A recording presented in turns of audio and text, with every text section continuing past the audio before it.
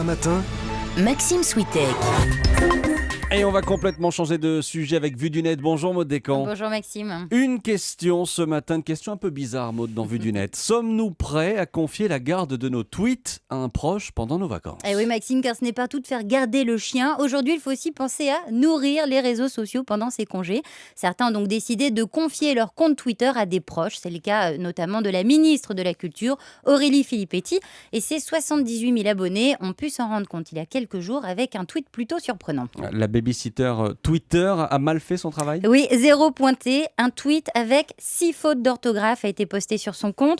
Dans un message de 140 signes, ça fait un peu beaucoup. Ça fait beaucoup. D'autant quand on est ministre de la Culture et agrégé de lettres classiques. Alors, je vous donne quelques exemples. Le mot Relan était orthographié R-E-L-A-N au lieu de R-E-L-E-N-T-S. Aïe. Il manquait un E à l'adjectif abject, ainsi qu'un tiret à avant-guerre.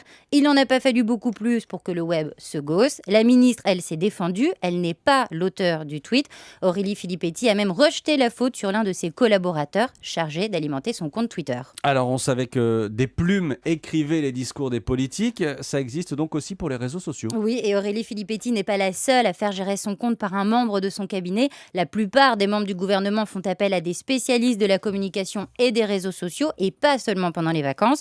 Nos confrères du Figaro.fr donnent 2 exemples de cyberplumes. Il y a Émile Josselin, conseiller internet à Matignon et ancien responsable web du PS, ou encore Ariane Vincent, qui était chargée d'écrire les tweets de François Hollande pendant sa campagne. Mais alors est-ce qu'il existe des ministres qui tweetent vraiment ? Oui, il y en a. Il y a Cécile Duflot, Najat Vallaud-Belkacem ou encore Michel Delaunay. Pour la ministre déléguée aux personnes âgées, c'est même un moment de détente. C'est ce qu'elle avait expliqué sur notre antenne en mai dernier. Vraiment, Twitter, pour moi, c'est au contraire savoir mettre à certains moments un sourire et une récréation.